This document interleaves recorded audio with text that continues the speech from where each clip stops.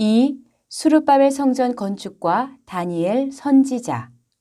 이스라엘 백성을 바벨론 포로에서 해방한 왕은 고레스였고 그때 활동했던 하나님의 선지자는 다니엘이었습니다. 제1차 바벨론 포로로 끌려가서 오랫동안 바벨론에서 활동하고 있었던 다니엘 선지자는 바벨론 멸망 후에도 메데 바사 과도 제국의 총리로서 전국을 다스렸고 고레스의 시대에도 큰 영향력을 행사하였습니다.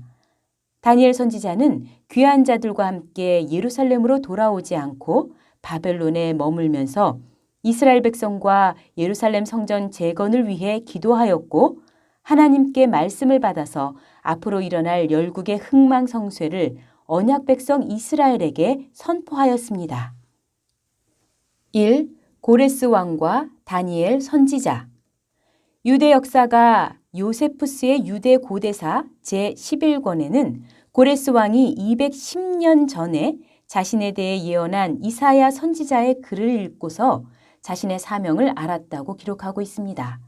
고레스는 자신에 대한 이사야 선지자의 예언을 접하고 이스라엘을 해방시켜야 한다는 것을 확신하게 되었을 것입니다. 이사야 44장 28절을 볼 때 고레스에 대하여는 이르기를 그는 나의 목자라 나의 모든 기쁨을 성취하리라 하며 예루살렘에 대하여는 이르기를 중건되리라 하며 성전에 대하여는 이르기를 내 기초가 세움이 되리라 하는 자니라 라고 예언하였고 이사야 45장 13절에서 내가 의로 그를 일으킨지라 그의 모든 길을 곧게 하리니 그가 나의 성읍을 건축할 것이며 나의 사로잡힌 자들을 값이나 갚음 없이 놓으리라 만군의 여호와의 말이니라 라고 말씀하고 있습니다. 그렇다면 누가 고레스에게 이사야의 예언을 알게 해주었을까요? 그 사람은 다니엘 선지자일 것입니다. 당시 다니엘 선지자는 고레스 시대에 큰 영향력을 행사하고 있었습니다.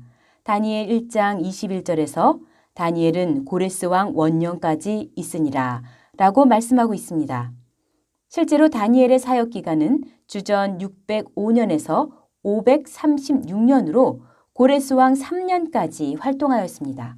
그런데 여기 고레스 왕 원년까지 있으니라 라고 한 것은 고레스 왕 원년에 있었던 고레스의 귀한 조서 발표에 다니엘이 어떤 중대한 영향력을 행사했기 때문일 것입니다. 다니엘 6장 28절에서도 이 다니엘이 다리오 왕의 시대와 바사 사람 고레스 왕의 시대에 형통하였더라 라고 기록하고 있습니다. 여기 형통하였더라는 히브리어 첼라흐로 전진하다, 번창하다 라는 뜻입니다. 이는 다니엘이 다리오 왕과 고레스 왕의 시대에 큰 영향력을 가지고 있었음을 분명하게 보여줍니다. 2. 성전 건축과 다니엘의 기도. 첫 번째, 기도의 기간. 고레스 왕 3년 1월 1일부터 23일까지. 다니엘은 고레스 왕 3년에 큰 전쟁에 관한 계시를 받았습니다. 다니엘 10장 1절에서 바사왕 고레스 3년에 한 일이 벨드사살이라 이름한 다니엘에게 나타났는데 그 일이 참되니 곧 큰 전쟁에 관한 것이라. 다니엘이 그 일을 분명히 알았고 그 이상을 깨달으니라 라고 말씀하고 있습니다. 그때 다니엘은 세 일의 동안 금식한 후 1월 24일에 히데겔이라 하는 큰 강가에 있었습니다. 4절에서 정월 24일에 내가 히데겔이라 하는 큰 강가에 있었는데 라고 말씀하고 있습니다. 그러므로 다니엘은 1월 3일부터 23일까지 21일 동안 금식 기도를 한 것입니다. 당시 유대인들의 관습을 볼 때 1월 1일부터 2일까지 온전한 금식을 하였습니다. 그러므로 다니엘은 이틀 동안 온전한 금식을 하고 1월 3일부터 세일에 금식을 한 것입니다. 두 번째, 기도의 모습. 다니엘 10장 2절에서 그때에 나 다니엘이 세일의 동안을 슬퍼하며 라고 말씀하고 있습니다. 여기 슬퍼하면은 통곡하다라는 뜻의 히브리어 아발의 히트파엘, 즉 제귀 강조형으로 다니엘은 마치 자기 가족이 죽은 것처럼 통곡하며 기도하였습니다. 요셉이 죽었다는 소식을 듣고 야곱이 슬퍼한 것을 말씀할 때 아발이 사용되었습니다. 창세기 37장 34절에서 자기 옷을 찢고 굵은 배로 허리를 묶고 오래도록 그 아들을 위하여 애통하니라고 하였는데 여기 애통하니가 히브리어 아발입니다. 또한 다니엘은 금식하면서 기도하였습니다. 다니엘 10장 3절에서 세일해가 차기까지 좋은 떡을 먹지 아니하며 고기와 포도주를 입에 넣지 아니하며 또 기름을 바르지 아니하니라 라고 말씀하고 있습니다. 여기 좋은은 히브리어 하마드로 음식과 관련해서는 맛있는, 기름진이라는 뜻입니다. 그러므로 다니엘은 세일의 동안 아예 음식을 먹지 않은 것이 아니라 맛있고 기름진 음식을 먹지 않고 거친 빵과 같은 허기를 달래는 최소한의 음식만 먹었던 것입니다. 이때 다니엘은 약 86세로 세일해를 금식하며 기도한 것은 굉장히 큰 결심이었을 것입니다. 세 번째, 기도의 내용. 다니엘은 바벨론에 남아있는 백성과 예루살렘으로 귀환한 백성으로 나누어진 조국의 안타까운 현실을 걸머지고 기도하였습니다. 다니엘은 유월절과 무교절 기간을 포함하여 기도하였는데 유월절과 무교절은 이스라엘 백성이 애굽에서 해방된 것을 기념하는 절기입니다. 출애굽기 12장 17절에서 너희는 무교절을 지키라. 이날에 내가 너희 군대를 애굽 땅에서 인도하여 내었음이니라. 그러므로 너희가 영원한 규례를 삼아 이날을 대대로 지킬지니라 라고 말씀하고 있습니다. 다니엘은 조국의 완전한 해방을 위하여 기도한 것입니다. 또한 다니엘은 성전 건축을 걸머지고 기도하였습니다. 다니엘은 다리오 원년인 주전 538년에 예레미야서를 읽다가 70년 만에 바벨론에서 해방된다는 예언의 말씀을 깨달았습니다.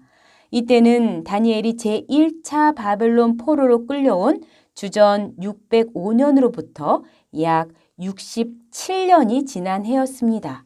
그리고 같은 해에 고레스는 다리오 왕에게 왕위를 물려받고 포로 귀환령을 선포하였습니다. 하나님께서 고레스를 통해 제1차 바벨론 포로 귀환을 선포하게 하신 목적은 성전 건축을 위한 것이었습니다. 에스라 1장 2절 3절 바사왕 고레스는 말하노니 하늘의 신 여호와께서 세상 만국으로 내게 주셨고 나를 명하사 유다 예루살렘의 전을 건축하라 하셨나니 이스라엘의 하나님은 참 신이시라. 너희 중에 무릇 그 백성된 자는 다 유다 예루살렘으로 올라가서 거기 있는 여호와의 전을 건축하라. 너희 하나님이 함께 하시기를 원하노라. 에스라 1장 5절 이에 유다와 베냐민 족장들과 제사장들과 레위 사람들과 무릇 그 마음이 하나님께 감동을 받고 올라가서 예루살렘 여호와의 전을 건축하고자 하는 자가 다 일어나니 고레스의 명령에 따라 예루살렘으로 돌아온 귀환자들은 고레스 제2년 7월에 예루살렘에 모였습니다. 그리고 공사를 준비하여 예루살렘에 도착한 제2년 2월에 성전 재건을 시작하였습니다. 에스라는 바사왕의 통치 연대를 따라 니산 기준 방식을 사용해서 에스라서의 연대를 표기하였는데 성전의 재건을 기록할 때는 귀환자들이 예루살렘에 모인 7월을 기점으로 하여 티슈리 기준 방식으로 연대를 기록하였습니다. 이는 아마도 티슈리 기준 방식으로 건축 기간을 기록한 솔로몬 성전의 전통을 따르기 위한 것으로 보입니다. 다니엘은 자신이 기도한 해이자 성전 건축이 시작된 해를 티슈리 기준 방식을 사용하여 고레스 제3년으로 기록하였습니다. 그가 1월 3일부터 23일까지 세일해 동안 기도하였고 2월이 되어 마침내 수르바벨 성전 건축이 시작되었습니다. 3. 하나님의 응답. 다니엘이 노구를 이끌고 세일해 동안 간절히 기도드릴 때 하나님께서는 성전 건축이 시작되도록 하셨을 뿐만 아니라 구속사적으로 놀라운 계시를 주셨습니다. 첫째, 앞으로 세계 역사를 통해 나타날 구속사의 전개를 보여주셨습니다. 다니엘 10장 14절에서 이제 내가 말이래 내 백성의 당할 일을 내게 깨닫게 하러 왔노라. 대저 이 이상은 오래 후의 일이니라. 라고 말씀하고 있습니다.